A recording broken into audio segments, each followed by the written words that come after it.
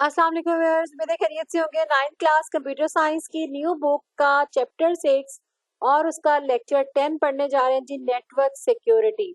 Network security का जो topic है उसको आज हम डिटेल से डिस्कस करेंगे। वीडियो में तक हमारे साथ रहिएगा। क्या क्या थ्रेट्स आती हैं नेटवर्क की सिक्योरिटी में, उसको भी डिस्कस करेंगे और इम्पोर्टेंस देखेंगे, प्रैक्टिस देखेंगे। तो कोई पार्ट जो है वो मिस नहीं की करना और अपने फ्रेंड के साथ इसको शेयर कीजिएगा ताकि उन तक भी मालूमात पहुंच सके और आपके लिए सदका जारिया का सवाब हो सके। तो स्टार्ट करते हैं आज की वीडियो जी। लेक्चर नंबर 10 है चैप्टर नंबर 6 का। Network security involves the measures to protect data and prevent unauthorised access to the computer network. Basically network की जो सिक्योरिटी है वो किस चीज में इन्वॉल्व होती है कि हम इस तरह के मेजर्स लें कि हम अपने डेटा को प्रोटेक्ट कर सकें और प्रिवेंट कर सकें, बचा सके अनऑथराइज्ड एक्सेस से, यानी जिस पर्सन को एक्सेस नहीं देनी हमने उससे बचाया जा सके कंप्यूटर नेटवर्क को। Let's explore the importance of the network security and some key concept. Importance में क्या क्या आ जाता है जी, क्या रीजंस होती हैं, क्यों इम्पोर्टेंट होती है। डेटा प्रोटेक्शन सबसे अहम है। Ensuring that sensitive information is not accessed और अल्टर्ड बाय अनऑथराइज्ड यूजर्स। के डाटा की प्रोटेक्शन क्यों जरूरी है, क्यों इम्पोर्टेंट है कि हम इस चीज की इंश्योरिटी जो है वो करते हैं कि हमारा जो सेंसिटिव इंफॉर्मेशन है, सेंसिटिव डाटा है, उसको कोई भी ऐसा शख्स जो है वो एक्सेस ना कर सके जो ऑथराइज ना हो, जिसका उस डाटा से कोई ताल्लुक ना हो। Number 2, preventing attacks, defending against malicious attacks that can disrupt the networks and steal data। कि हम इस तरह के अटैक्स को, इसमें वायरस अटैक्स भी हो सकते हैं, इसमें किसी भी स्कैम के जरिए अटैक भी हो सकते हैं, उसको हम डिफेंड करते हैं जिसकी वजह से हमारा जो है वो नेटवर्क या डाटा जो है वो स्टील हो सकता है, चोरी हो सकता है। Maintaining privacy, safeguarding the personal and confidential information from being compromise.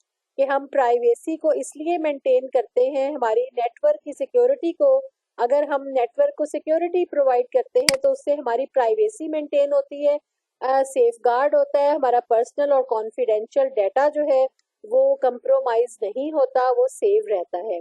Ensuring availability, और अगर हम नेटवर्क रिसोर्सेज पे जो है उसको रखेंगे अपने डाटा को, तो वो एवरी टाइम अवेलेबल होगा ऑथराइज्ड यूजर्स को। वो जब चाहे जहाँ चाहे बैठ के अपने डाटा को एक्सेस कर सकते हैं क्योंकि वो नेटवर्क के ऊपर यानी इंटरनेट के ऊपर अवेलेबल होगा। की कॉन्सेप्ट्स क्या है जी इसमें? फायरवॉल का यूज होता है सिक्योरिटी के लिए। Firewall are the security system that monitor and control incoming and outgoing network traffic based on the determined security rules।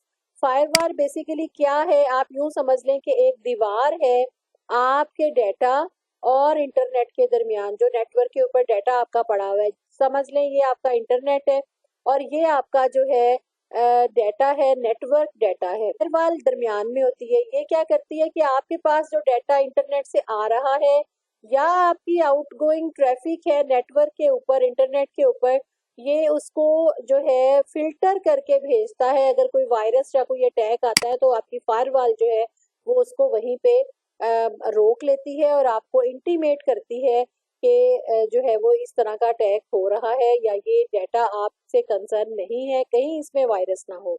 Basically, firewall acts as a barrier between trusted internal network and untrusted external network like a security checkpoint।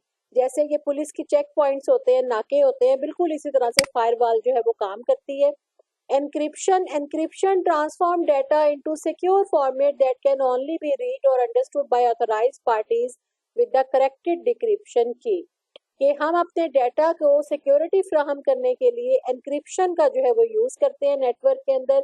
Encryption क्या करता है, आपके data को एक secure format में, उसका format जो है वो चेंज कर देता है, जो कि सिर्फ इस तरह के फॉर्मेट में चेंज करता है जो कि सिर्फ ऑथराइज पर्सन जो है वो उसको डी कोड कर सकते हैं उसकी की के जरिए से, डिक्रिप्ट करके। Encryption is the process of converting the encrypted data back into its original form.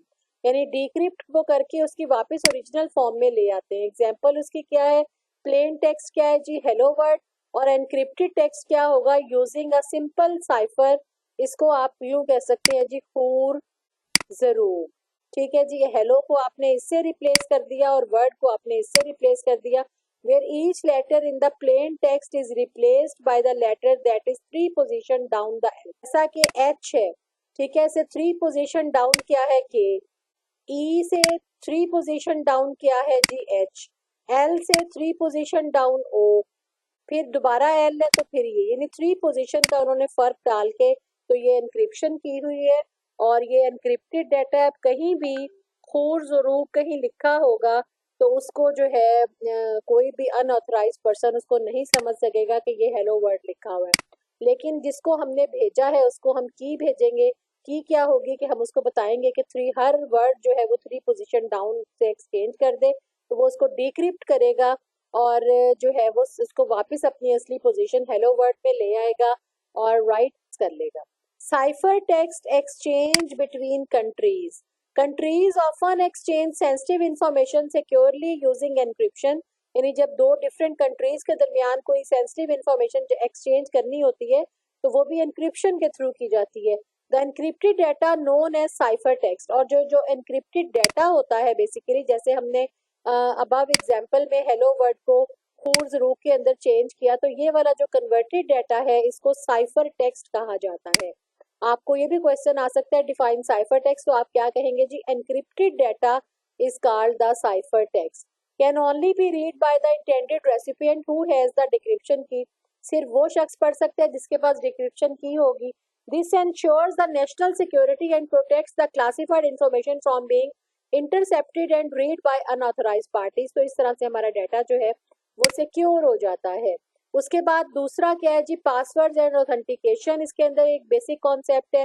Passwords and authentication method ensure that only authorised users can access the network sources, जाहिर है जिसके पास लॉगिन इन्फॉर्मेशन होगी, user name password होगा, वो ही उस चीज को एक्सेस कर सकता है। तो ये भी एक जो है वो सिक्योरिटी मेजर यूज किया जाता है। अब हम देखते हैं जी कॉमन थ्रेट्स क्या है नेटवर्क की सिक्योरिटी को। सबसे पहली थ्रेट होती है मेलवेयर। मेलवेयर क्या है जी, malicious software such as viruses, worm and ransomware that can damage और स्टील द डाटा। ये इस तरह के कुछ वायरसेस होते हैं, वॉर्म्स होते हैं, रैंसमवेयर होते हैं जो कि आपके डाटा को नुकसान पहुंचा सकते हैं, उनको कहा जाता है मेलवेयर। फिशिंग में क्या है जी, attempts to trick users into revealing sensitive information. इस फिशिंग अटैक में क्या होता है कि कुछ लोग जो हैं वो ट्रिक यूज करते हुए आपसे आपका सेंसिटिव इंफॉर्मेशन रिवील कराते हैं, राइट, थ्रू डिसेप्टिव ईमेल्स और वेबसाइट। यानी आपको एक फेक ईमेल अगर फर्ज करें आ जाए कि जी आपका ईमेल अकाउंट जो है वो हैक हो चुका है और आप इसको जो है इस लिंक के ऊपर क्लिक करके वापस हासिल कर सकते हैं। तो आपको क्या करना चाहिए, गौर से उसका ईमेल एड्रेस जहां से आपको ईमेल आई है वो रीड करना चाहिए। वो आपको देखना चाहिए कि वाकई आपके ईमेल होस्टिंग की तरफ से आई है, जीमेल की तरफ से आई है, या ये कोई हैकर आपको थोड़ी सी फर्क के साथ उसी आईडी से जो है वो भेज रहा है ताकि आपको डिसीव कर सके और आपका डाटा जो है वो चोरी किया जा सके। तीसरा जो अटैक है सिक्योरिटी के ऊपर थ्रेट है वो डिनाइल ऑफ सर्विस की होती है, डीओएस। ये बहुत अहम कॉन्सेप्ट है। क्या है जी, overwhelming a network with the traffic to disrupt its normal operation and make its unavailable. Denial of service क्या है जी, उसके ऊपर इतना ज्यादा आप यूं कह लें कि बर्डन हो जाए, नेटवर्क के ऊपर ट्रैफिक इतनी ज्यादा हो जाए कि आपकी जो रिसोर्सेज हैं शेयर हो रही हैं नेटवर्क के ऊपर, वो डिनाई कर दें अपना काम करने के लिए। इसकी बेहतरीन एग्जांपल ये है कि आपकी कोई भी जो रिसोर्स है, कोई डिवाइस है, उसके ऊपर इतना ट्रैफिक आ जाए कि वो हेल्ड हो जाए, राइट, कि वो काम ही ना करे। जैसे आपका सिस्टम जो है वो काम करता करता एकदम जो हेल्ड हो जाता है, वो आंसर रिस्पॉन्स नहीं कर रहा होता और आप कीज प्रेस किए जा रहे होते हैं और वो कुछ भी नहीं कर रहा होता, तो इस ऐसी सिचुएशन को हेल्ड होना कहते हैं। तो इसी तरह से नेटवर्क के ऊपर भी सम टाइम क्या होता है कि जब ट्रैफिक बहुत ज्यादा होता है तो कोई ना कोई डिवाइस डिनाइल ऑफ सर्विस का जो है वो इशारा दे देती है कि वो सर्विस उस टाइम पे प्रोवाइड नहीं कर सकती, उसको कहा जाता है denial of service attack. Next क्या है जी, man in the middle attack क्या है, intercepting communication between the two parties to steal the information और ऑल्टर मैसेजेस, के कोई भी दो रिसोर्सेज के दरमियान कोई तीसरा जो है मैन हो या कोई रिसोर्स हो, वो क्या है जी, वो इन बिटवीन जो है वो किसी भी उधर की या उधर की इंफॉर्मेशन को डिसीव कर सकता है, उसको अल्टर कर सकता है, इंटरसेप्ट कर सकता है, जिसकी वजह से आपका डाटा जो है वो डैमेज हो सकता है। तो ये थे जी कॉमन थ्रेड्स देखे हमने आज के लेक्चर में, और उसके अलावा की कॉन्सेप्ट्स हमने देखे नेटवर्क सिक्योरिटी में, की कॉन्सेप्ट्स देखे, और उससे पहले हमने देखा था जी इम्पोर्टेंस उसके नेटवर्क सिक्योरिटी के क्यों है। उम्मीद है आपको समझ आई होगी। अगर आपके जहन में कोई क्वेश्चन है तो आप हमें कमेंट में पूछ सकते हैं, हम इंशाल्लाह आपको गाइड करेंगे। नेक्स्ट वीडियो तक अल्लाह हाफिज।